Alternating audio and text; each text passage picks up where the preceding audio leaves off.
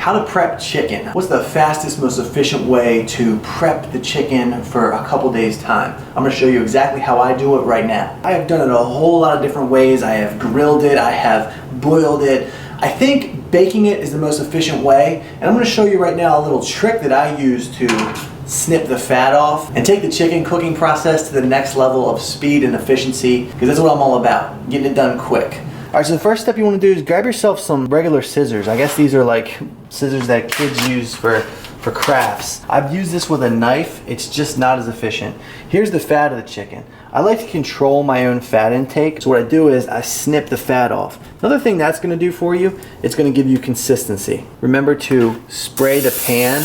That way it doesn't stick while you're baking it.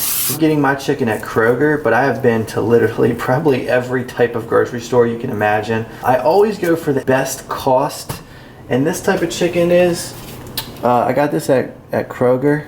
Fairly priced there, and it's good quality. It's the chicken with the rib meat. Honestly, you won't taste a lot of the rib meat because you're cutting most of that off in the fat. So you can see what I'm doing. I'm snipping away here the white portions, which are the fat. That's also a preference for me. I don't like to eat that fat because of the consistency of it while I'm trying to get it down.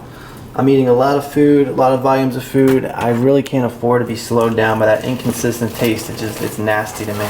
12 chicken breasts ready to rock. We're gonna go ahead here and set the bake to 400. 400 is kind of that magic number in cooking for some reason. Don't ask me, I'm not the genius behind why, but 400 cooks everything properly. So I set it to 400. I'm not even gonna wait, I'm just gonna put it in. Either shelf, doesn't matter. Another reason I like to bake it is because now that the chicken is in, I can go and get whatever it is I'm done, catch up on emails, catch up with clients, get a blog post done for you guys, and I wait in about an hour and 10 minutes, it's ready to rock. About an hour later, chicken is ready to go. So I'm gonna pull it out, show you what the next step of the process is. I mentioned that you wanted to get the high sides here, and now you see why. I cooked the chicken a little crisp here. I like my chicken to be very tough and dry. That's how I like it. You don't have to cook it that dry, so I left it in probably an additional 15 to 20 minutes than the normal person does. That doesn't cut out any of the nutrients or anything like that, so that's just on preference. First thing you're gonna wanna do is drain the excess juices out. Next step is, it's all nice and hot, and this is when you wanna get your chicken into pieces. While it's hot, it will cut easy.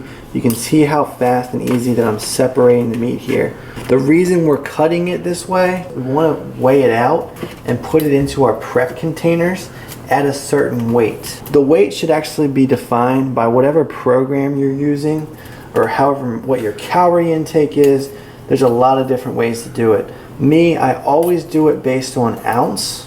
I find it the easiest to measure, monitor, and change. So that's it, there you have it guys, there's chicken. This is gonna last me for about a week's time. Pretty painless, pretty quick. I hope you enjoyed this tutorial on how to cook the chicken. Thanks so much for watching, thanks so much for subscribing, following, liking, commenting, sharing. This is Ryan Engel, founder of RE Fitness, and I will talk to you soon.